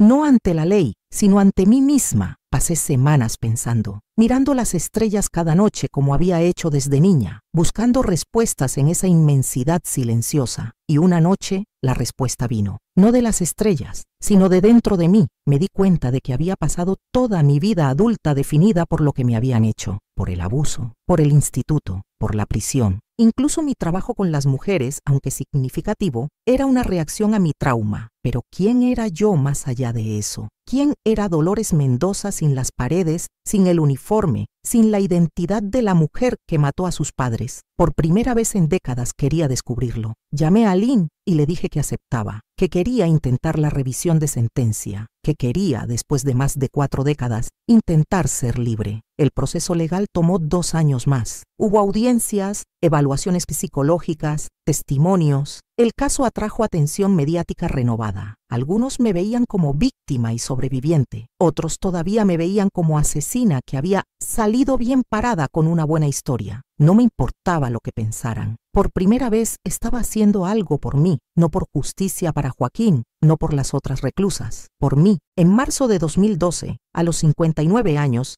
después de 44 años encarcelada, recibí la noticia. Mi sentencia había sido revisada y reducida por circunstancias extremas de defensa propia. Por tiempo cumplido, era elegible para liberación inmediata. El día de mi salida fue surreal. Las mujeres del centro organizaron una pequeña despedida. Lloramos todas, reímos, compartimos historias. Les prometí que volvería a visitarlas. La directora Patricia, que había sido fundamental en todo el proceso, me abrazó. Va a hacer grandes cosas allá afuera, Dolores. Lo sé. Cuando caminé hacia la puerta de salida, con una pequeña maleta conteniendo todas mis pertenencias, sentí algo que no había sentido en décadas. Miedo puro. No miedo de las autoridades, no miedo del instituto, miedo de lo desconocido, del mundo que había cambiado completamente en las 4 décadas que estuve ausente. Aline me esperaba afuera con su carro. ¿Lista para su nueva vida, doña Lola? Miré hacia atrás una última vez. Igby, las paredes grises del centro, la ventana de mi antigua celda, el patio donde había mirado las estrellas por tantos años. Nunca voy a estar lista, respondí honestamente, pero es hora de intentar. Los primeros meses de libertad fueron los más difíciles de mi vida, más difíciles incluso que los primeros meses en prisión. Todo era abrumador, los carros, los teléfonos celulares, el internet, las tiendas llenas de opciones, las personas moviéndose rápido sin rejas que las contuviera. Aline me ayudó a conseguir un pequeño departamento en Durango. Me ayudó a obtener documentos, a navegar el sistema de salud, a aprender a usar tecnología básica. Pero lo más difícil no era lo práctico, era lo emocional. La libertad, descubrí, no significaba ausencia de dolor, significaba tener que enfrentar todo lo que había evitado durante décadas. En prisión tenía una rutina, tenía propósito, tenía paredes que me contenían física y emocionalmente. Afuera, en esa libertad infinita, me sentía perdida. Tuve crisis de pánico, noches donde no podía dormir sin escuchar los sonidos familiares de la prisión, días donde no quería salir del departamento porque el mundo era demasiado grande, demasiado ruidoso, demasiado libre. Fue Aline quien sugirió terapia. Doña Lola pasó más de 40 años institucionalizada después de un trauma infantil severo. Necesita ayuda profesional para procesar todo esto. Empecé a ver a una psicóloga, doctora Elena Vargas, especializada en trauma. Las primeras sesiones fueron tortuosas. Hablar sobre Joaquín, sobre el sótano, sobre mis papás, sobre las décadas de silencio. Era como abrir heridas que nunca habían sanado correctamente. Dolores, me dijo la doctora Elena después de varios meses, usted ha pasado toda su vida adulta en un estado de supervivencia. Primero, sobreviviendo al abuso. Luego, sobreviviendo la prisión. Pero ahora, por primera vez, tiene la oportunidad no solo de sobrevivir, sino de vivir, de sanar, de ser más que su trauma. No sé cómo hacer eso, admití llorando. No sé quién soy sin todo esto. Entonces vamos a descubrirlo juntas, respondió con gentileza. Y lentamente, muy lentamente, empecé a hacerlo. Empecé a salir más, a explorar la ciudad, a hacer cosas simples que nunca había hecho. Ir a un café, caminar en el parque, ver una película en el cine. Empecé a conectar con las ex reclusas que habían sido liberadas. Formamos un grupo de apoyo. Compartíamos nuestras luchas con la reintegración, nuestros miedos, nuestras pequeñas victorias. Y empecé, por primera vez en mi vida, a pensar en el futuro, no en el pasado, no en sobrevivir el presente, sino en construir algo nuevo. Un año después de mi liberación, volví al centro como voluntaria, enseñando matemáticas, compartiendo mi historia, pero ahora desde el otro lado de las rejas. Y fue ahí, viendo a esas mujeres que habían sido mis compañeras, ahora como una mujer libre que elegía volver, que finalmente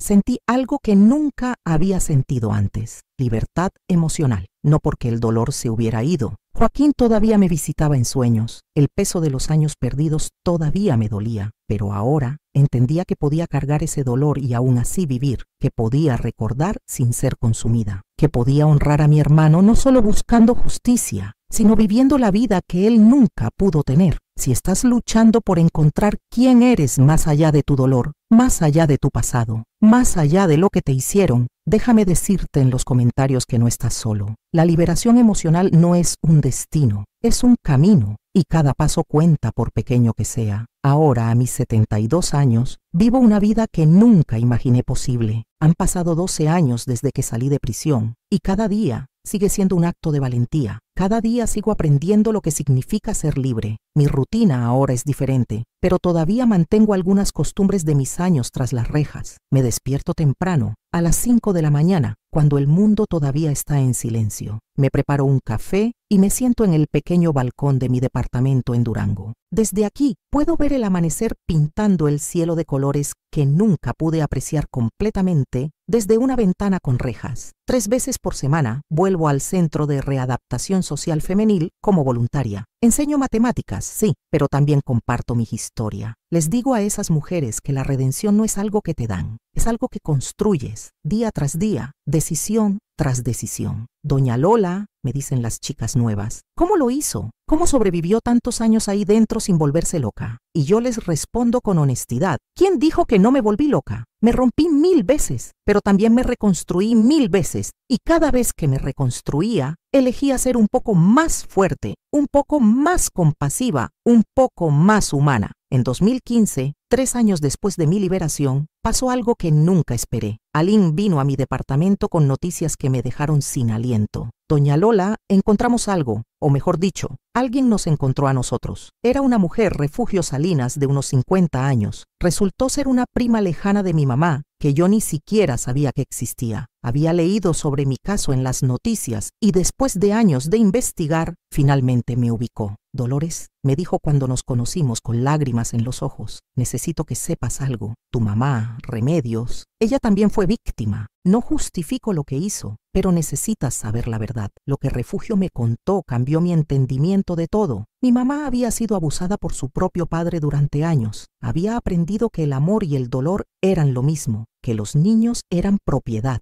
no personas, que la supervivencia justificaba cualquier cosa. No estoy diciendo que lo que te hizo estuvo bien, aclaró Refugio, pero ella nunca tuvo oportunidad de romper el ciclo. Tú sí, tú lo rompiste. Aquella revelación me llevó a meses de procesamiento emocional intenso con la doctora Elena, porque ahora tenía que reconciliar la imagen de mi mamá como monstruo con la imagen de mi mamá como víctima que se convirtió en victimaria. Es posible sentir ambas cosas, me dijo la doctora Elena. Puedes tener compasión por lo que le pasó y aún así mantener límites claros sobre lo que ella eligió hacerte a ti. El trauma no justifica el abuso, pero entender el contexto nos ayuda a sanar. Lentamente, muy lentamente, empecé a hacer las paces no con lo que mis papás hicieron, sino con el hecho de que nunca tendré todas las respuestas, que algunas heridas nunca cierran completamente y que está bien. En 2018 recibí una invitación inesperada. Una universidad en la Ciudad de México quería que diera una conferencia sobre supervivencia,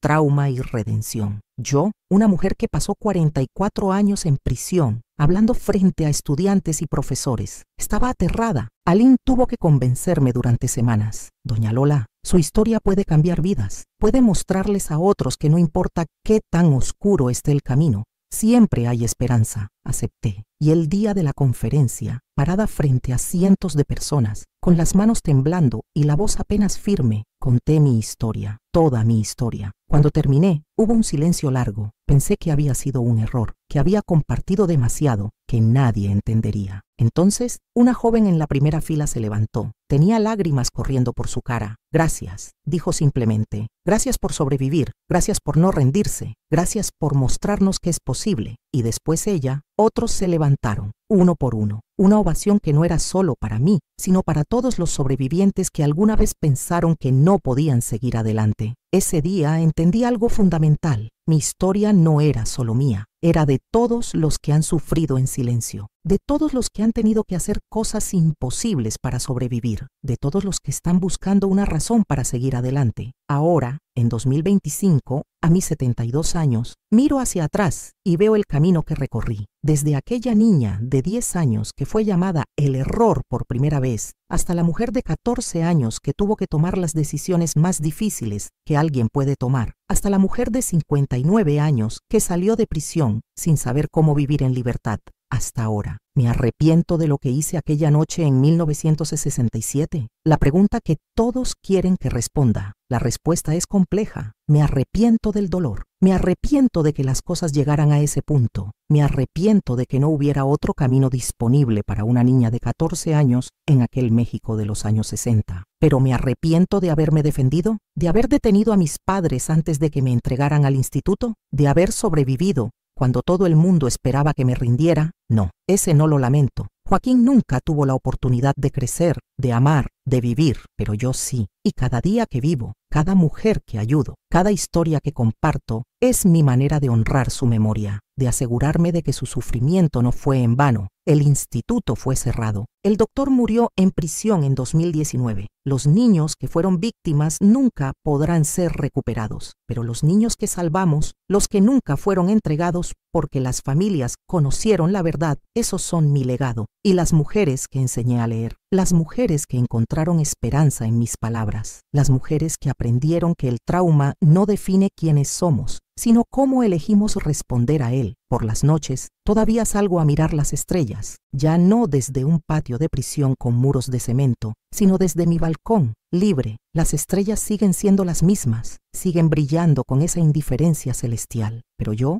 no soy la misma. Soy más fuerte, más sabia, más compasiva, más humana. A veces, en esas noches tranquilas bajo el cielo infinito, siento la presencia de Joaquín, no como un fantasma que me persigue, sino como una luz que me guía. Y le hablo, le cuento sobre las vidas que hemos tocado, sobre la diferencia que hicimos juntos, porque esa es la verdad final que aprendí. Nuestro dolor puede destruirnos o puede transformarse en propósito. Nuestras heridas pueden infectarse y pudrirse, o pueden sanar y convertirse en sabiduría que compartimos con otros. Elegí la segunda opción, y cada día sigo eligiendo. Si tú también has cargado con un silencio que te pesa, si también has vivido con miedo y aún así sigues de pie, comenta esta frase: yo también merezco vivir sin miedo. Tu comentario puede ser la luz que otra persona necesita para atreverse a hablar. Y si esta historia tocó tu corazón, te invito a suscribirte al canal, darle like y compartir este video con alguien que lo necesite, porque nadie debería cargar sola con un dolor tan pesado. Activa la campanita para recibir notificaciones de nuevas historias, historias de sobrevivientes, historias de esperanza, historias que nos recuerdan que no importa qué tan oscura sea la noche, las estrellas siempre están ahí, esperando ser descubiertas. Antes de despedirme, quiero que sepas algo más. Si estás pasando por abuso de cualquier tipo, si conoces a un niño en peligro, si sospechas que algo no está bien, habla. Busca ayuda. En México existen líneas de ayuda como el 911 para emergencias, el DIF para casos de menores en riesgo, organizaciones como CAVI, Centro de Atención a la Violencia Intrafamiliar, en cada estado. No importa cuántas veces te digan que estás loca, que estás equivocada, que eres el problema. Confía en tu instinto. Busca ayuda. Sigue buscando hasta que alguien te escuche. Y para aquellos que están luchando con el peso de decisiones pasadas, con el dolor de traumas antiguos, con la pregunta de si alguna vez podrán sanar, sí, puedes. No será fácil, no será rápido, pero es posible. Yo soy la prueba viviente de eso. Tengo 72 años. Pasé 44 años en prisión. Perdí a mi hermano de la manera más horrible imaginable. Tuve que hacer cosas que ninguna niña debería tener que hacer, pero estoy aquí, estoy libre y estoy en paz. No una paz perfecta, no una paz sin dolor, pero una paz que me permite dormir por las noches, una paz que me permite mirar mi reflejo en el espejo, una paz que me permite decir: hice lo mejor que pude con lo que tenía, y eso fue suficiente. Mis queridos que llegaron conmigo hasta aquí en este viaje por los rincones más oscuros y también más luminosos de mi alma, les dejo con esto. La vida nos enseña que hasta en la oscuridad más profunda, nuestra luz interior nunca se apaga. Somos más fuertes de lo que imaginamos, especialmente cuando pensamos que ya no aguantamos más. Tu historia no termina en los capítulos dolorosos. Sobrevivir es una forma de resistencia. Y vivir bien, vivir con propósito, vivir con dignidad a pesar de todo, esa es la mejor venganza. Las estrellas que Joaquín y yo contábamos desde aquel patio en Gómez Palacio